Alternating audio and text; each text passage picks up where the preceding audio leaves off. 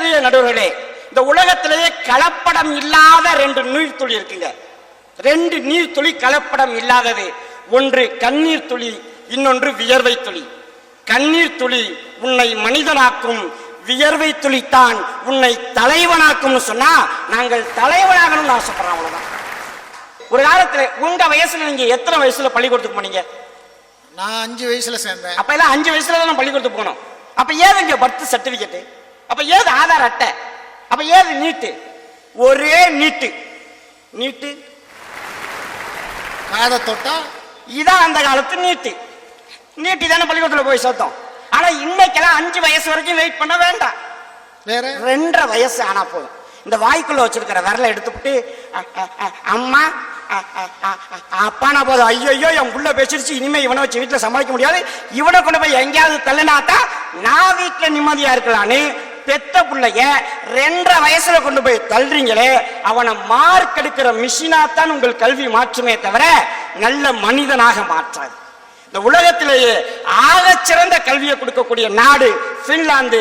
ஆனால் அந்த பின்லாந்தினுடைய தொடக்க கல்வி போற வயசு 6 வயசுங்க.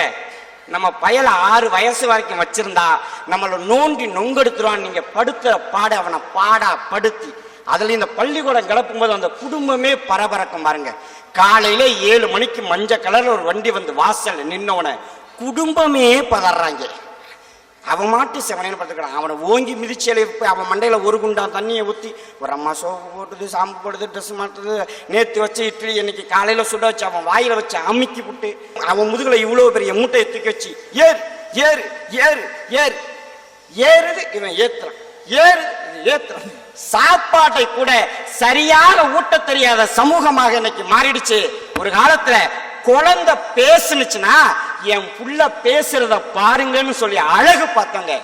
இன்னைக்கு பேசினாலே வாய மூடு, ஓவரா பேசுற. உங்கள் கல்வி எதை சொல்லி கொடுத்துச்சு? சிந்திப்பதை மறுக்கிறதுக்கு நீ சொல்லி கொடுத்துருக்குதா இல்லையாங்க? நடுவில் பள்ளிக்கூடத்துல பெல் அடிக்குது, ஒரே மணிதான். காலையில அடிக்கும் போது அவனுக்கு கடுப்பா இருக்கு, சாயங்காலம் அடிக்கும் போது சந்தோஷமா இருக்கு. காலையில அவன் பள்ளிக்கூடம் போகும்போது கவனிச்சிருக்கலாம், ஒரு பையத்துக்கு பின்னாடி மாட்டிக்கிட்டு என்னமோ துக்க வீட்டுக்கு போற மாதிரியே போறான்யா. தலை குனிஞ்சி திரும்பி வீட்டுக்கு வரும்போது அவன் என்னமோ வில்வித்தையில வெற்றி கோப்பையை வாங்கின வீரன் மாதிரி அப்படியே துள்ளிக்கிட்டு ஓடி வர்றான். நீங்க நல்லா கவனிச்சு பாருங்க. இன்றைய கல்வி, இன்றைய படிப்பு அவனுக்கு மகிழ்ச்சியை கொடுத்துருக்குதானா? இல்ல. நீங்க அவனை மார்க் எடுக்கிற மிஷினா மட்டும் தானே பாத்துக்கிறீங்க.